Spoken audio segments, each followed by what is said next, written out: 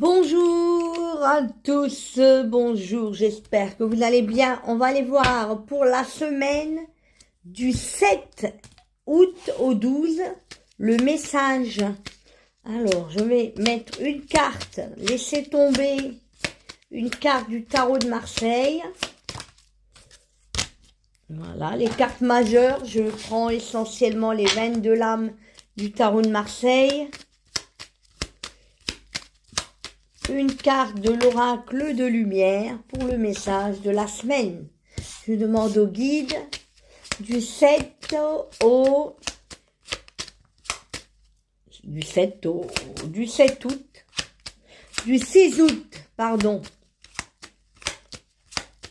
À partir du 6 août, 6, 7, 8, 9, 10, 11 au 12. Allez.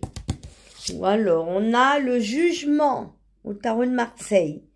On a envie d'éclaircir certaines choses, on me dit.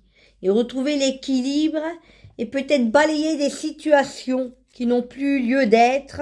Des situations qui ont besoin de renouveau, d'être balayées, de clarté, on dit. Des situations où justement, peut-être avec des relations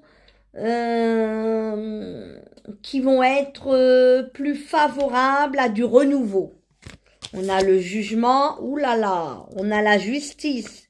En effet, on va mettre les choses au clair, on va régler des comptes, on va peut-être s'expliquer avec certaines personnes, peut-être pour éviter de ne plus recommencer les mêmes schémas ou les choses qui auraient pu être d'ordre conflictuel ou des choses qui n'ont pas été vraiment alignées.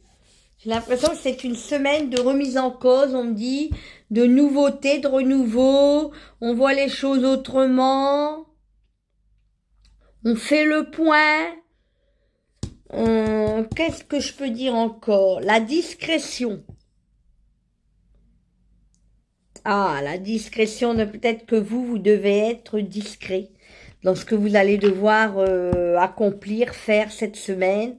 Ne pas trop parler avec les personnes qui pourraient vous nuire ou vous chercher des problèmes. Ça va être une semaine. Il y a quand même quelque chose qui me dit qu'on va vraiment peut-être en amour, hein, trouver des solutions,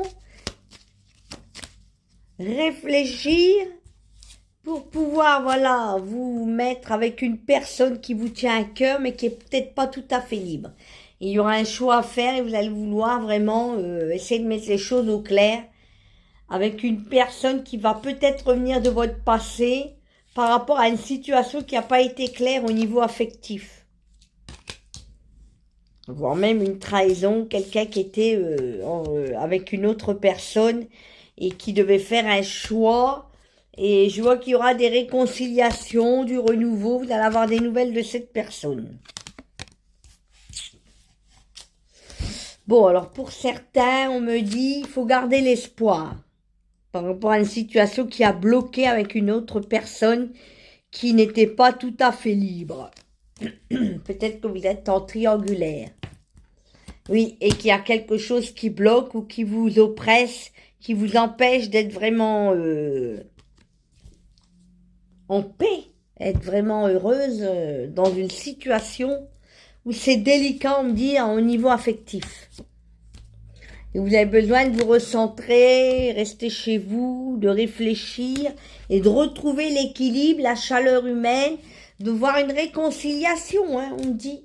Et rester dans la sagesse, vous voyez. Que c'est vrai que peut-être qu'il y a eu des choses qui se sont mal passées il y a quelque temps, on me dit. Ouais. Vous avez dû certainement devoir évacuer tout cela parce que ça n'a pas été évident durant cet été. Oui, et on me dit que là, vous aurez envie de profiter de la vie, de voir autre chose, oublier peut-être une personne qui vous a déçu et pouvoir recommencer peut-être une nouvelle histoire d'amour ou sur de nouvelles bases avec cette personne.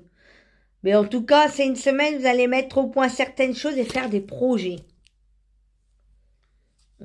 Et vouloir un peu fuir une situation, des choses qui n'ont pas été, on dirait que là, vous avez réfléchi.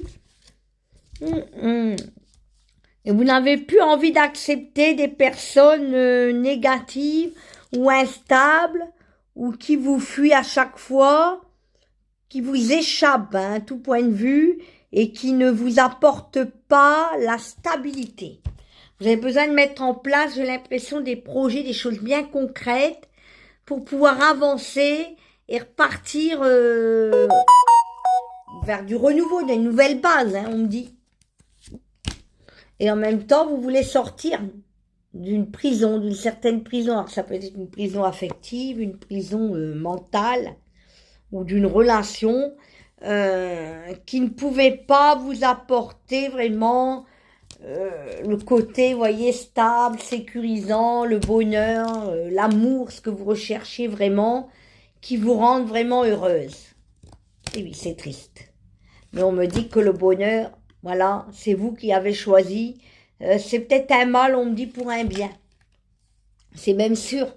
Puisque là, je vois que vous allez quand même, ça vous empêche pas de repartir sur de meilleures bases, de mettre tout en œuvre pour que les choses puissent avancer, même au niveau de votre bonheur personnel, de vos projets en amour et au travail. On me dit ici que si c'est bloqué, on me dit, vous n'êtes pas satisfaite, les choses vont se prendre une tournure où il y aura de la nouveauté. Peut-être signature d'un nouveau contrat, une personne qui s'intéresse à vous, qui vous contacte. Ouais, il y a des horizons nouveaux. Là, vous allez vraiment avancer jusqu'à cet hiver. Et vous allez même évoluer pour pouvoir avoir peut-être un meilleur niveau de vie, quoi. La corne d'abondance, c'est de l'abondance, hein. Au travail, ça veut dire plus d'activité égale plus de revenus. C'est ce que je vous souhaite, quelque chose de plus gratifiant même. Et à partir de cet automne, vous allez vraiment être mieux. Donc là, c'est un passage encore un peu difficile, où vous avez envie peut-être de vous retrouver, de votre indépendance, pouvoir ne pas dépendre j'entends, de certaines personnes, même au niveau de vos amours, ou même au niveau de vos relations extérieures, sociales, et même se libérer, j'entends, de certaines situations, certains endroits, et même peut-être du travail où vous n'êtes pas vraiment satisfait. Donc pour moi, il faut continuer et ne pas vous énerver. Gérer toutes ces instabilités, ces émotions négatives, ces fragilités, gérer tout ce qui vous met en colère, qui vous fait que pour le moment, ça ne vous convient plus. Parce que pour moi, on a la roue de la fortune, vous voyez. On fait avec, il y a des jours bons, il y a des jours très bons ici en haut, mais il y a des jours où la roue elle tourne et vous êtes en bas.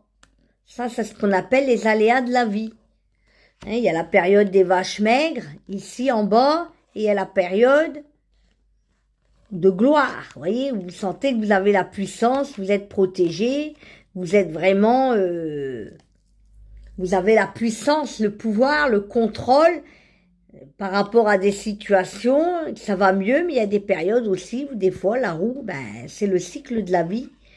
Ça tourne et des fois vous n'êtes plus à vos avantages et vous perdez quelque chose, quelqu'un, une situation, de l'argent, même une situation où vous vous cassez la figure, entre guillemets, en amour, mais rien n'arrive jamais par hasard et on vous dit, il faut combattre, il faut continuer à garder la foi en somme.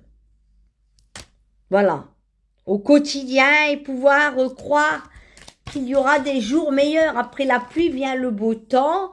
Et là, on vous dit que vous allez pouvoir enfin avancer vers la bonne direction à tout point de vue et prendre le chemin qui vous est le mieux. C'est le destin, la destinée.